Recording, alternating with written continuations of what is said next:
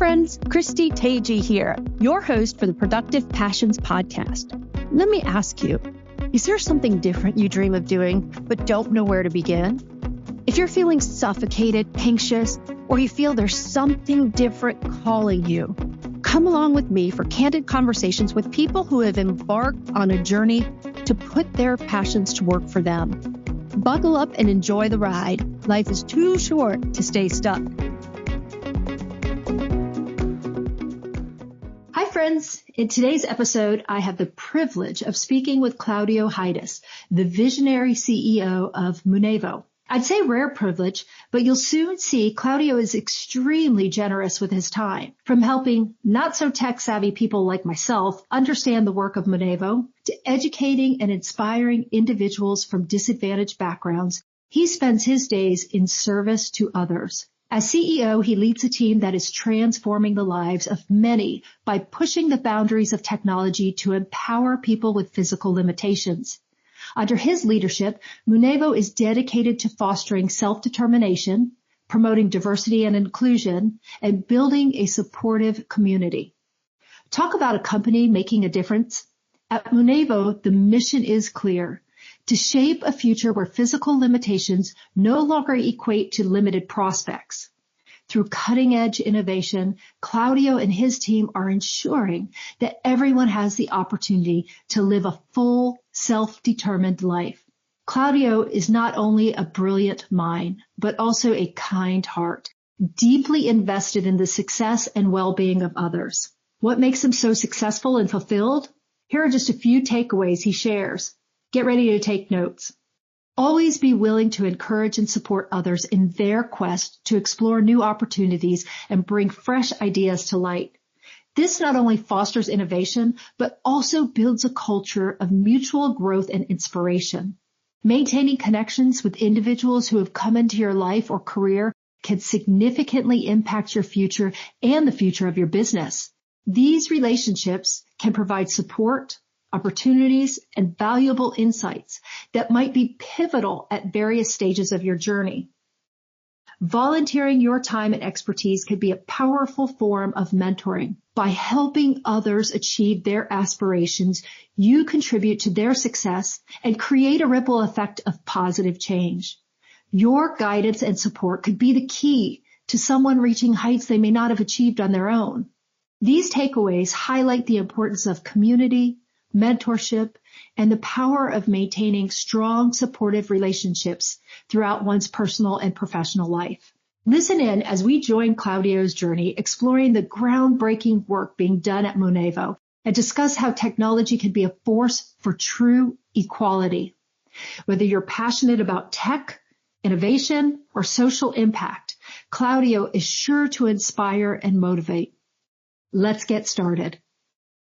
Claudiu, thank you so much for joining me today. I am so excited to have you as a guest on Productive Passions. I want to hear a little bit from you what you do. I know that you are the founder and CEO of a company that I have admired for several years now since I met you, Munevo. Can you tell me a little bit more about who you are and what the company does? Yeah, sure. So Munevo was founded 2018. We're an assistive technology company from Germany and now also in the US.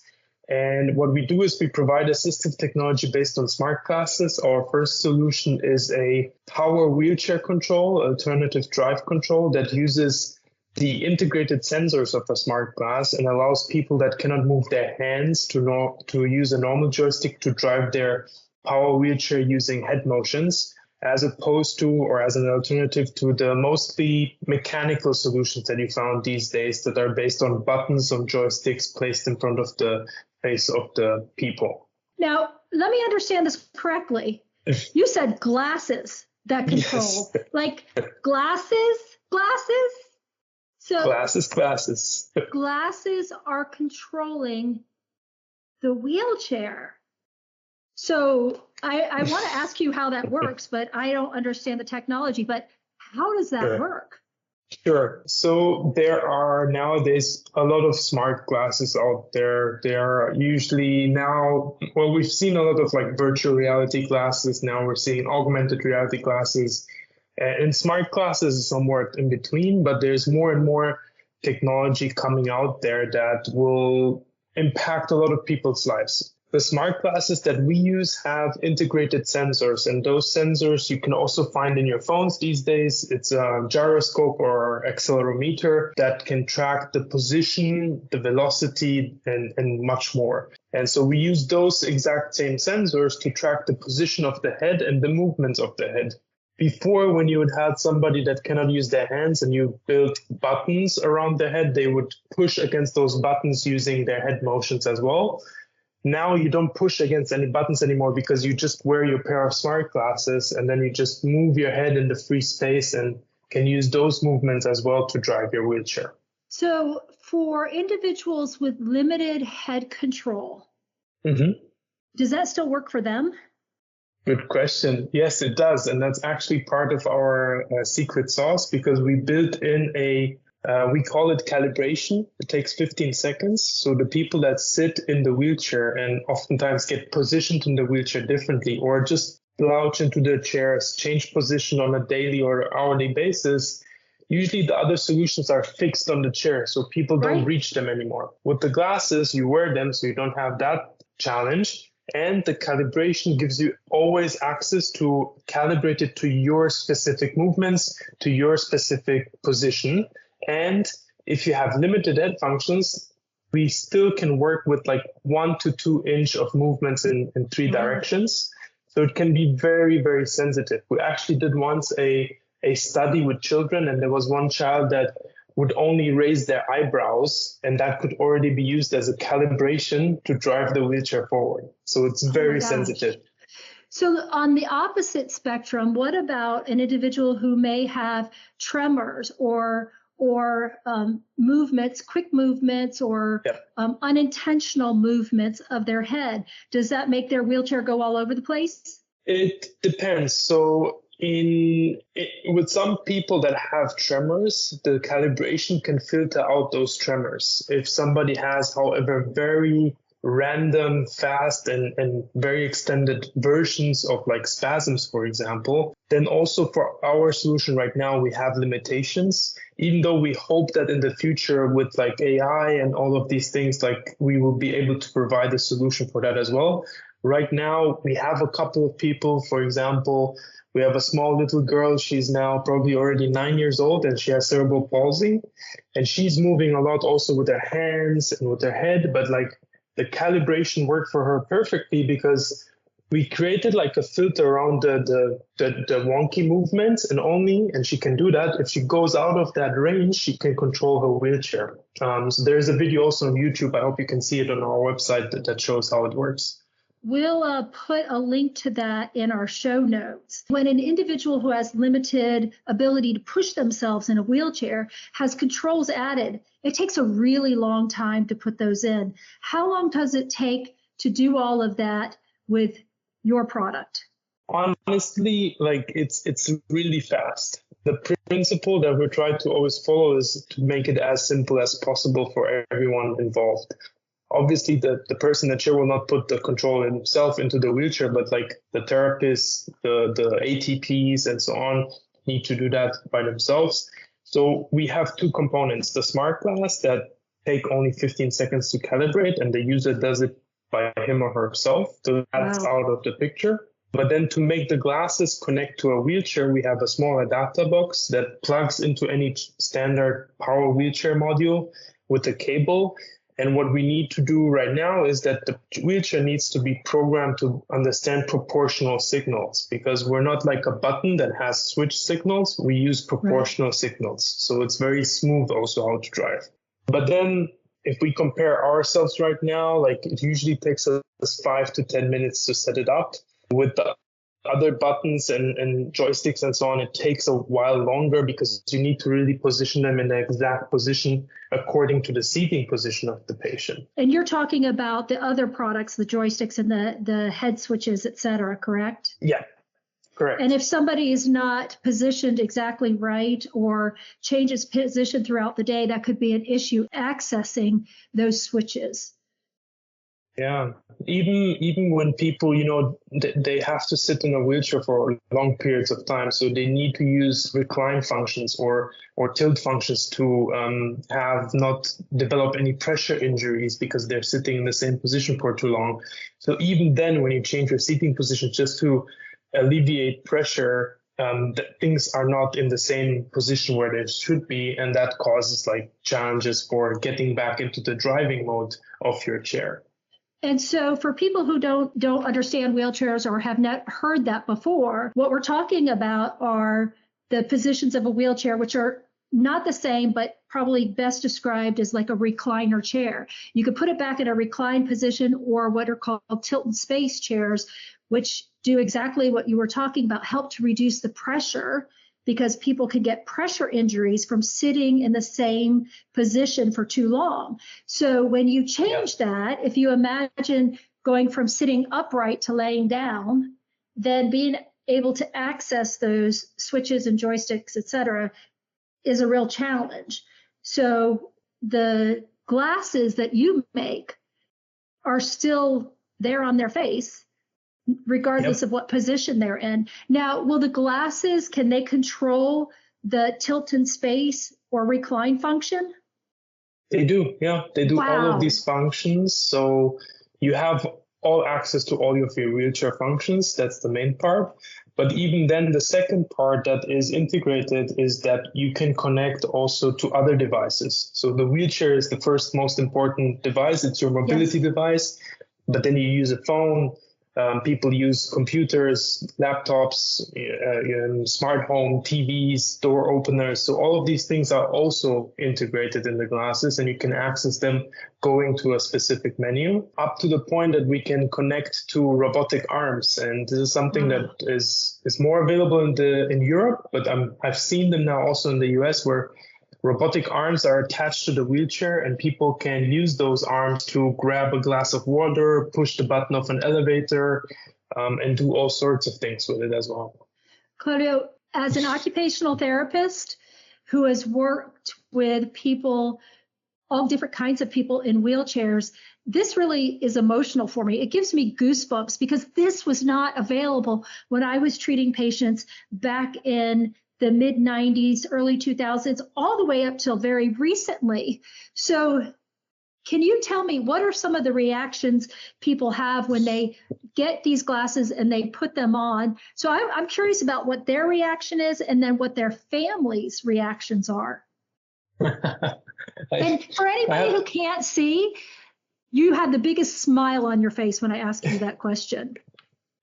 Correct, because I just came back from a person that tried it out in Philadelphia right now, who was a veteran and who was using now for 2-3 years, I think, one of those chin joysticks. And he was really not happy. And then as soon as we put them on, he tried it out.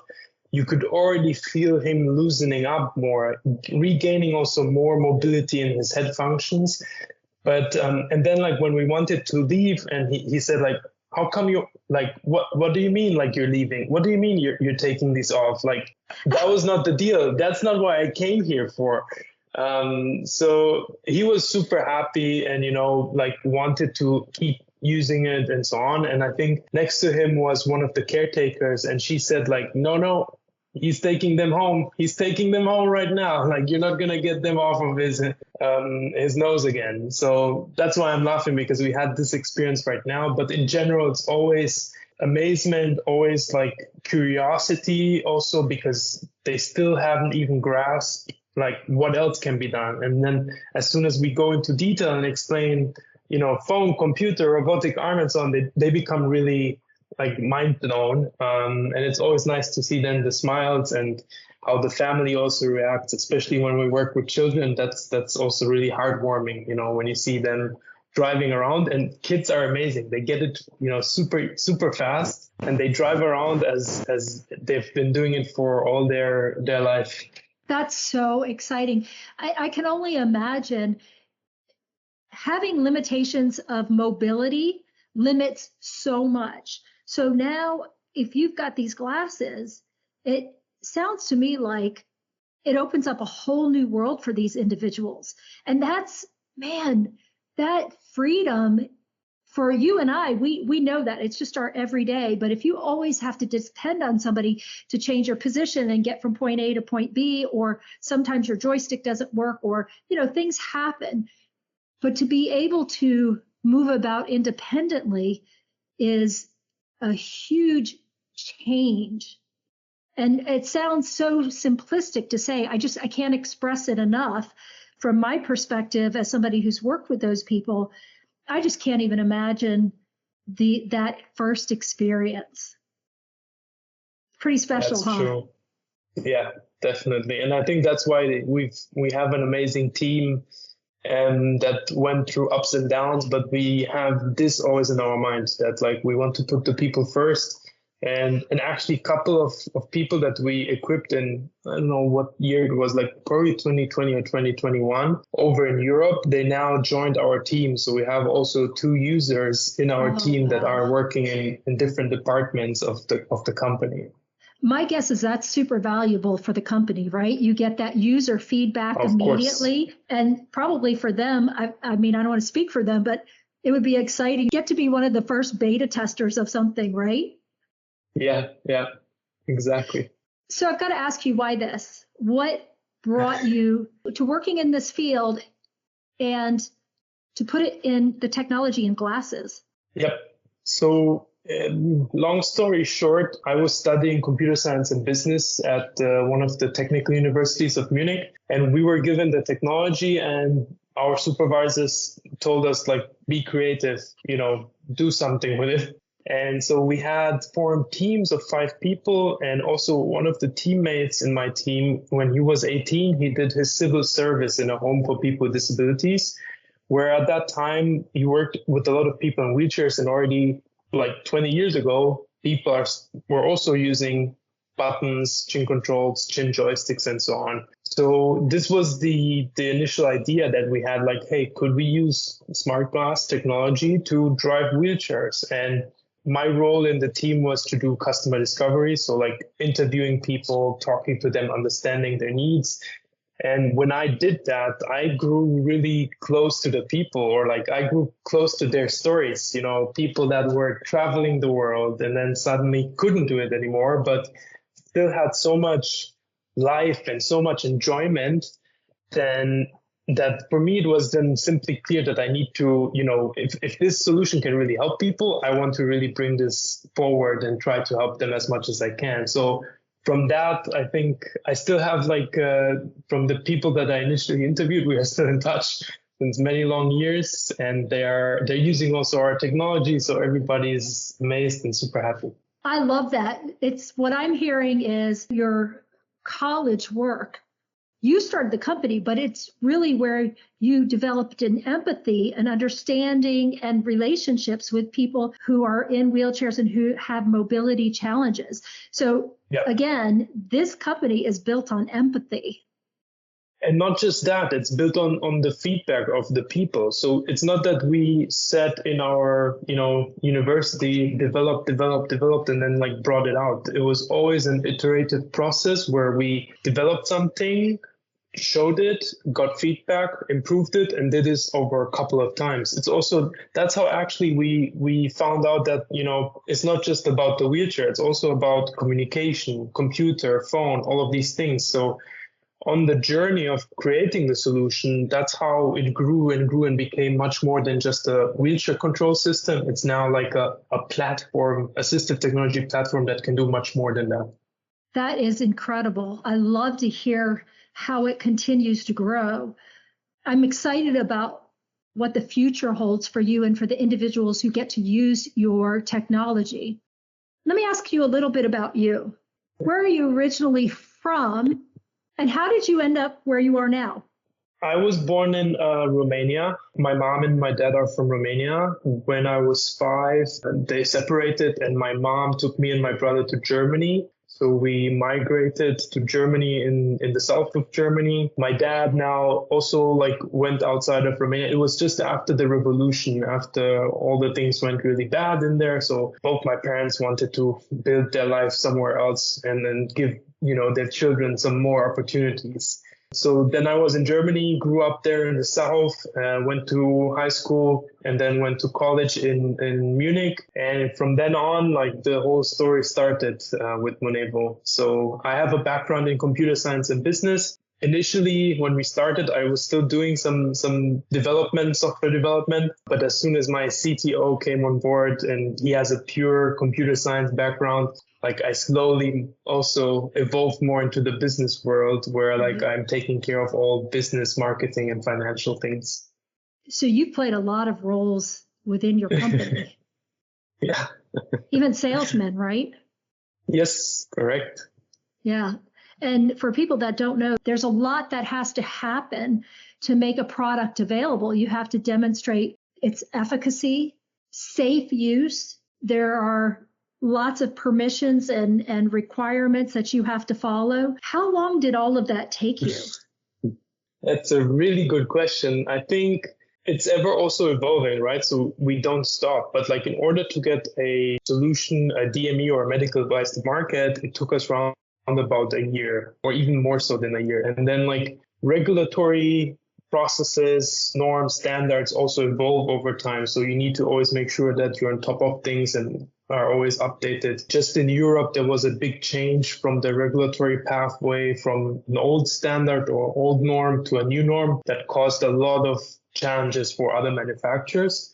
What we did right from the beginning, because you mentioned safety, efficacy, and all of that, we were very interested from the beginning in doing also clinical research, which was not mandatory at that time. But our intuition somehow told us we need to do this straight and right from the beginning. So we did a full-fledged clinical study back in 2018 that helped us now with actually the transition into this new standard, which is now making clinical research mandatory for specific tests and safety and all of this. And actually in Europe, we have the only clinical study on alternative drive controls published. So we're kind of also pioneering in that direction. I would love to do more of this clinical studies also here in the US. But yeah, it's always changing. So you always have to adapt, make sure that your quality management systems are in place and all the protocols, do a lot of hardware testing and so on. So we made so many tests, I think, together with the devices to make sure that it's very durable, that it holds in different environments and so on. So we're very happy with the results. Well, and for people who don't understand, the standards are not the same around the world. So when you sell in a different country, the EU and now England, which is no longer part of the EU, you've got to follow the standards of that country, that group of countries. It's not as simple as just getting approval, the regulations. You have to do it for every single country that you're in. Is that correct? Correct. And then it doesn't stop there, right? You have the regulatory part and then you have the coverage part with the healthcare system and the insurances or the payers. So that is even more complicated, I would say, in Europe because we have so many, countries. In the US, it's also complicated, but you have a federal system, you have the state systems with Medicare and then Medicaid, which is a bit more it's a bit more summarized, I would say, or not as challenging as for example, in the UK, you have the NHS, which is a centralized healthcare system. And then, for example, if you go to the Netherlands, you have the municipality that takes care of your mobility, but you have the insurance providers that take care of all your home environment. So you always have to find your ways in order to get coverage for the user. But so far, we already got it covered in 10 European countries. Wow. And now it's also getting covered in the US by different providers. Congratulations. I bring that Thank you. because I know that is no easy feat. It's not a matter of just submitting a proposal and getting it approved. It's submitting it and proving it and frequently having to go back and readjust, explain more, provide more information. So I want our audience to understand that it wasn't just discovery of this cool technology and then you were able to get it to people. It's going through all of the hoops that are required to get it into the hands of individuals or onto the faces of individuals who are going to benefit. That is a huge undertaking. And I underscore it because it is huge. A lot of times it's a huge roadblock for individuals getting these incredible technologies. So thank you for the hard work that you and your team continue to do to get it into the hands, get it on the faces of individuals who need that. So I want to go back to you because we started talking a little bit about you. So I'm curious, how many languages do you speak? Probably around 5 languages, yeah. 5 languages? Okay. I thought you must speak at least 3, but you also lived in Australia for a little bit. Is that correct? Yeah, I didn't count that as a language, though. If you're, I was going to did. say that there's another language for you, right? That real cool Aussie language.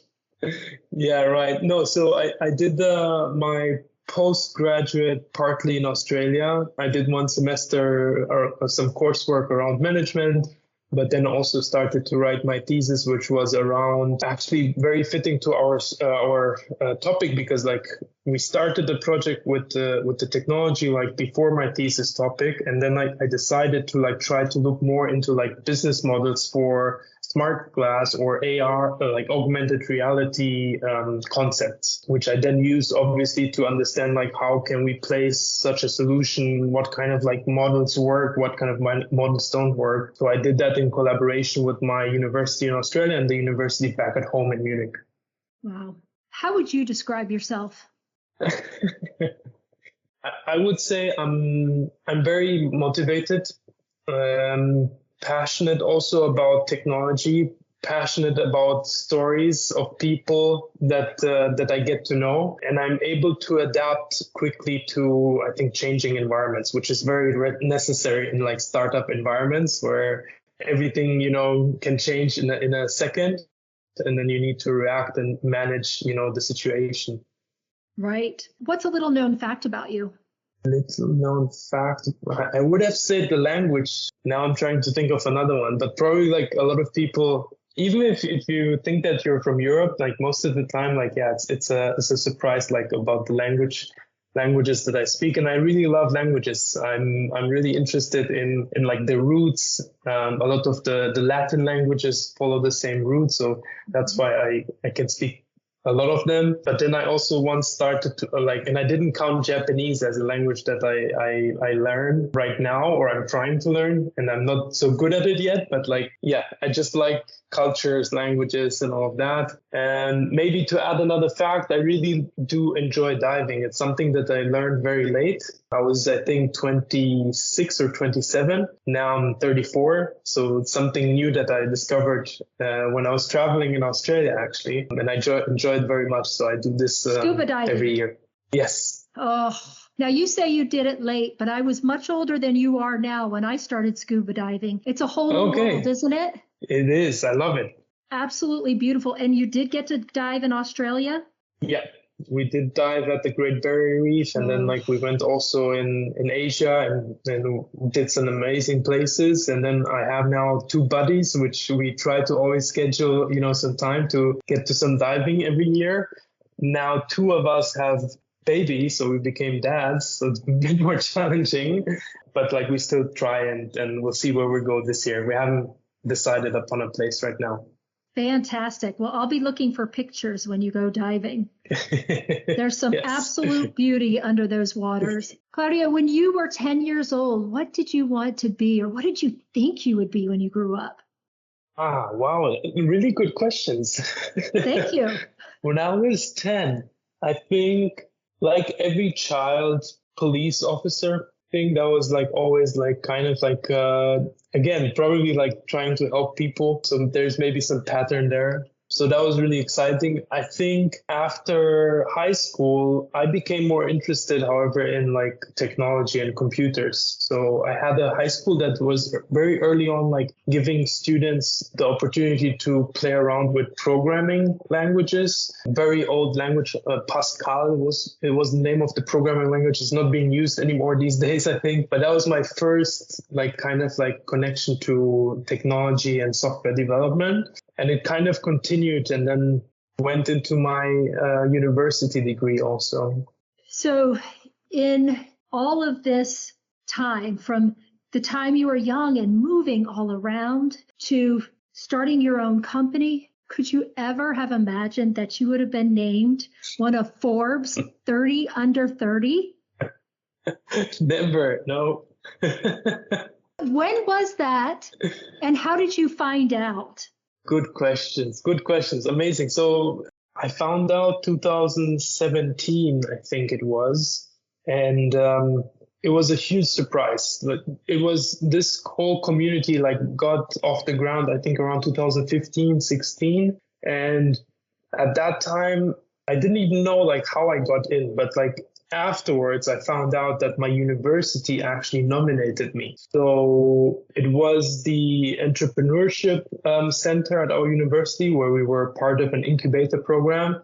And they just saw, how much motivation we had for this project and how much we were sitting nights and nights in those incubation offices. So I think that was the reason. And obviously also just the impact that we had already started to generate. And I think that was the reason why the university then decided to nominate me. And when I found out, it was a huge surprise. It opened a lot of doors, amazing community, amazing people. And every now and then there are also some conferences that I got to take part where I also was able to present our solution. And actually at one of the Forbes conferences in Detroit, I don't remember, I think 2019, I bumped also into Ryan, who's a wheelchair user, who has also a motivational blog for children with no arms and no legs. And he tried it out and we've been ever since also in touch. And it's amazing, how you meet people and how you connect also and can do a lot of things together. Yeah, 100%. You and I connected a couple years ago. I met you at a conference and was just so excited about what you were doing. And I'm so grateful that we've stayed in touch all this time because Definitely. I think it's so important that people hear about what you're doing. I want to go back to the Forbes 30 under 30 for a minute. You talked about how it opened some doors for you. How else, besides going to conferences, what else did that lead you to? What did that help you with? Well, I have two versions, or not two versions, but two sides of the story. One side that I really feel very lucky about is that I met my wife at one of these conferences. So that was a big, big plus. So shout out to Forbes. They actually also know about it and so on. So thank you, Forbes. They didn't know they were matchmakers. But I was going to ask you, by the way, how in the world did you find time to date and do all this stuff that you're doing? So you didn't really find time. Forbes did it for you. Matchmaking at Forbes.com. We have to link them so they will see this. That's right. So that's one of the great highlights, I would say. The other highlights is just that I got to meet amazing people. I'm actually in New York City right now, and just on Sunday, I met with one of really good friends that I kept in touch from one of these conferences, and we've been helping out each other, just bouncing back ideas. He has also his own startup, so we always can, share experiences together. And I think also from Forbes onwards, it got me to a leadership program that I was able to take part in. And that leadership program made me also realize a lot of things. So I also in 2018 then started to work for a nonprofit in Munich. It's called the Global Shapers Community. And it's a community also initiated by the World Economic Forum. So there's a lot of things behind that. But the first and foremost, it's young people coming together and doing good for the world. So since 2018, I supported and later on also ran a project that helps refugees to learn computer skills, which I think it's still running until this day. I'm not part of the community anymore because at some point you become too old and they kick you out. Oh, gosh. Too old at 30-something. My goodness. But it was kind of all connecting together the pieces. And then I still continue to volunteer here now and then. I mostly focus obviously on the business side right now because it's also creating a lot of impact. But now and then I still want to volunteer and help people with, education or whatever skills I can help for them to enable or to empower. So if you did a class, what kind of educational class would you do? So it's called Computerklasse, German word, so computer class in English.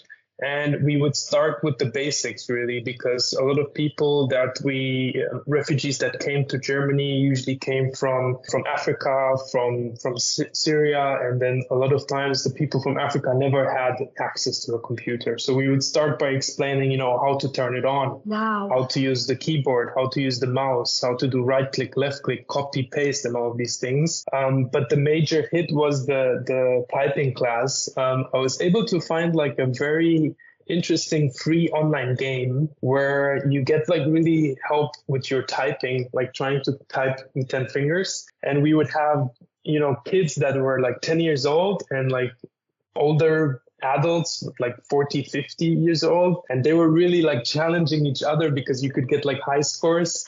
So that was kind of like the major hit in this class. And then ongoing continuation into like all of the Microsoft Office programs, to learn how to use Excel, Word, PowerPoint, and these things. When we then plugged this like basic course into another foundation that would then help people to get like jobs. So like we would be part of their foundational course to teach them. And then in the next stage, they would try to like find a job for them so that they can use those skills. So not only are you the founder and CEO of a company, but you're also helping humanity. Now, it's a big deal. And I want people to know who you are, because you're not just starting a business to make a lot of money and retire. You're giving back, and you're also helping not even a new generation, yes, a new generation, but another group of people, multi-generation, to learn skills that are going to help them be productive, to help them make a living for themselves and their families. I think that is the ultimate form of giving back, is when you reach over and you help somebody else and you give them a hand. So, man, thank you for doing that.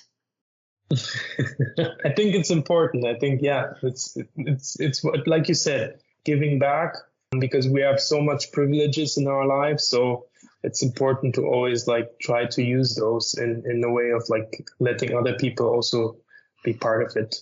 So when you wanted to start your company, did you have anybody telling you shouldn't do that? Just get a job where people are going to pay you and you don't have to worry about risk?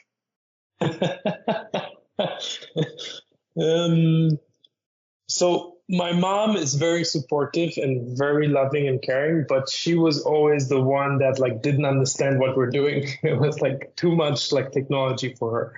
Up to the point that one time she joined me for a conference and she met actual people and saw, what we're doing, and then she understood it more and more. But for her, she was always seeing me like working a lot and like trying to push things a lot. So she would always say like, good, you're doing great, but like maybe work for a corporate also, like it's maybe easier, you don't have to work so much and so on. So that was always fun interactions with my mom. But other than that, I think it was always challenging from the fact that we had no idea how to bring a medical device to market.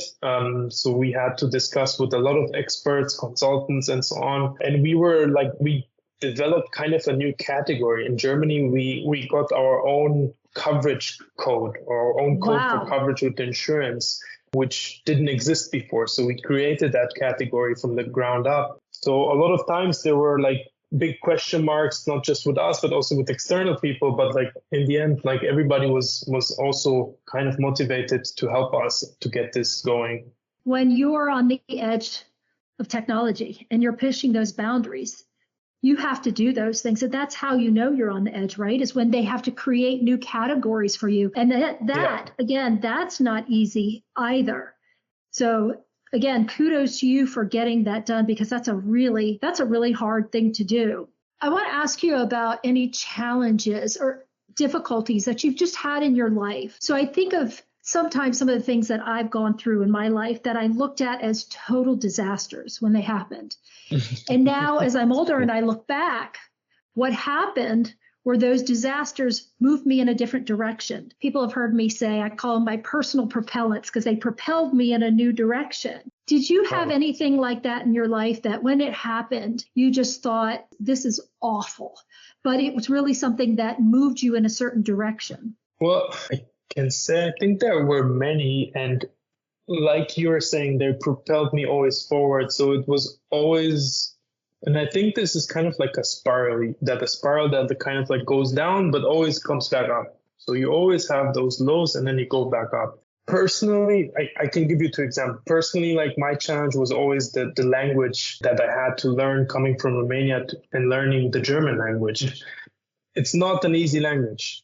No. Not at all. I was really bad in school. I was so happy when I was able to pick, like courses where it was all in English and I could, work in English, because like grammar was very challenging for me. So I barely made it into high school. And then from high school, I made it into university and I was like acing it. Like it was a whole new world. So from that time when I was like not able to learn so much the language, I think that I realized that I can still do things in my own way. And I can still, now I don't think that you would be able to recognize that I'm not a German native speaker. Like it's really, you wouldn't hear it. But at that time it was hard, but it helped me to understand more what I want to be and what I want to do. And I think it pushed me also into the direction to be in Australia. I also was an undergrad. I studied in the US in San Diego for 6 months. So that kind of like pushed me more into the international direction. So I really see it more as propelling me into that direction. In the back to the business side of things, one of the biggest challenges that we had was definitely the whole phase around COVID. So when COVID hit, hospitals closed, right. People stayed at home. People in wheelchairs are part of the risk group, so we couldn't risk anything. We didn't want to risk anything. What happened, however, it enabled us to focus again on, becoming creative with ourselves. So like part of our sales team became so creative that they did virtual calls from one guy didn't have place enough at home, so he went to the gym. He asked the gym if he could use the gym to do presentations from the gym. So that was really interesting. Wow. The other guy had the same issue and he went to the church. And inside the church, he was able to do the presentations. So that was really interesting. And our whole company became more digital. Our whole marketing became more digital. And we got really great results also by just like rethinking how we position ourselves and so on. So again, very challenging time, still managed to go through it and propelled us into like new dimensions of understanding more how like these kind of things can work as well in a digital way. That's incredible, because COVID for a lot of companies was very hard. And for some organizations, it meant they lost business. Some of them even shut down. But I have heard from other people like you that it really made them focus on doing business in a different way and even developed their services and their products in a way that's helped them grow. So having gone from Romania to Germany to the United States, correct me if I'm wrong, but would you have been considered an immigrant? Yes. So in Germany, yes. In the US, I guess, what's my status here? I'm not an immigrant in the US, but I do have a business visa for 5 years. Immigration always has to do also probably with like getting residency and so on. So right now, we're still debating where to reside, actually, because of our new 4-month-old son. So we're still trying to figure that out. But when we came from Romania to Germany, we were considered immigrants. And how was that? Because you were, like you said, you were very, very young. What was that like? I think for me as a kid, it was tough because of the language barrier. So like my mom also decided that at home we wouldn't be speaking Romanian, but we would try to speak German all the time. And I think that greatly helped me to develop the language and to catch up and do things. But like I mentioned, like school was always a challenge. So I barely made it really into high school. I had to do an extra test to get into high school, which worked out everything in the end. So, and I think the bigger challenge was for my mom, who like her degree back in Romania was not acknowledged. So she had to work, factory jobs and do 2 jobs at the same time. Then she did waitress, like being a waitress in a restaurant, being a cook and so on, which actually is interesting because she developed like kind of a passion for cooking and especially for Italian cooking. So there was actually, this is a fun fact, there was a phase where we had our own Italian restaurant for a while. Oh, wow. And Wow. gave it up at some point because it became too much work and so on. But like, it was also an interesting experience. So when your mom came to Germany, could she speak the German language? No. So your mom came with 2 children? Yes. To a new country where she didn't know the language, where her degree wasn't acknowledged. That had to have been extremely hard. I'm starting to see where you get this passion for learning and doing, like, wow. Much respect to your mom for doing that. I can't imagine how hard that must have been. And also to worry about your children and how they would be received and how they would communicate. Your mom must be a really incredible woman. She is. Maybe you should interview her next time. I feel like I should. I think there's got to be an incredible story there. I can't relate to being an immigrant, but interestingly enough, I went and visited where a lot of my family is from, in Hungary. And when I got there, when people found out my dad's 100% Hungarian, so I was 50% Hungarian and couldn't speak the language, they were very disappointed in me and expressed that. So I asked, why was that not passed down?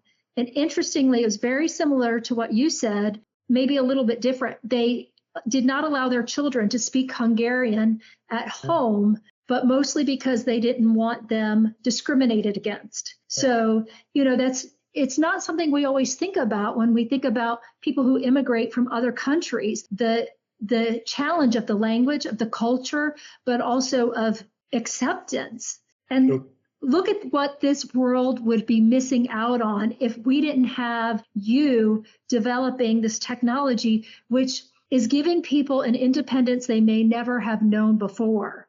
Thank you again. I keep saying thank you, but thank you again for choosing what you've chosen and just pursuing it. Given that, how do you stay motivated? There have been so many challenges in your life, personally and professionally. How do you stay motivated in the tough times? Personally, I think it's family. One, first and foremost, the family that my wife is amazing and she's doing amazing things at the same time. Fun fact, her family is also from Hungary. Oh, interesting. Now I have to talk to her too. And so family is I think my personal balance, and on the professional side, it's really those interactions that I get to have from time to time. So whenever I'm out and get to meet people, I think that's what gives me the biggest motivation. Just like today with that person that didn't want to let go of the glasses and was so excited. And we had a couple of other user tests yesterday also a person that, so I think it's really those persons that made me super motivated to then try even harder or continue to try to improve the solution even more and add more things. One thing that I forgot to say is also that we just added voice activation to the glasses. So right now, some people cannot use their voice, so they would use their head functions to do all these things. But some people that can still use their voice, they can also navigate with their voice to the different functions. So it's something new also that enables people more and more and makes it more easier for them. So it's these things that we want to continue to think about and how to improve and how to help more people with it. That is extremely exciting. If you could tell your 5 or 6-year-old self anything, knowing what you know now, knowing what you went through, what would you tell your younger self just getting to a strange land and having to adapt to everything that's different? From time to time, it will be hard, but enjoy the journey more and celebrate more and celebrate the achievements more, because there's a lot. I love that. Well, I have a feeling, my friend, there's going to be more. So note to self, enjoy those achievements as they come. Yes. Do you have a mantra, a go-to mantra that you think about during those tough times when you need to be motivated, or just reminded that what you're doing is important? It's a bit hard to explain, but I always think that you should live life by choice and not by chance, even though there is this notion of destiny kind of that I feel like I've been going on a path, but I still believe that, you need to make the right choices or to make the choices in general to go on that path that you want to, even if it goes, left and right, up and down. It's your choices that make you go on that path. So if you don't choose to go on that or walk on that path, I think, don't let everything, it won't happen, right? So you need to choose every day that you want to do this. If there's anybody listening right now that's inspired by what you've done, but feels like I couldn't do that, it's just because he's so smart, I could never do that, what would you say to him? Pick up the phone and call me. Okay. I'm happy to have a conversation and dig deeper. I've done this also over the past years with many different people that, had ideas or went on the same journey, same industry, or even different industries. So I'm always happy to help and be a soundboard or some kind of brainstorm partner to go over the thoughts and doubts. And in the end, I think it's good to doubt, but it's better to choose to act. So if you want to do something and you still, need some kind of push, I'm happy to give the push. It doesn't surprise me that you say that, and I love that. Last question for you. Who has been the most influential in your life? Why? And do they know it? Well, I think you can guess it, right? I guess the single source of my whole life is, I think, my mother. I think I have to thank her for a lot. And what's her name? Felicia. Felicia? Yes. Okay. And does she know? Yeah, she knows. She's proud. She's super proud. She also got to meet her first grandson a couple of weeks ago for the first time. So she's super, super duper proud of that also. And I think I'm also really happy to say that I know that she always got my back, is really my wife. So those two women are really very important people in my life that I cannot imagine to be without them. Oh, that's wonderful that you know it. And it's even better that they know that. Claudiu, thank you so much for joining me today. It has been an absolute pleasure speaking with you. Likewise, very much.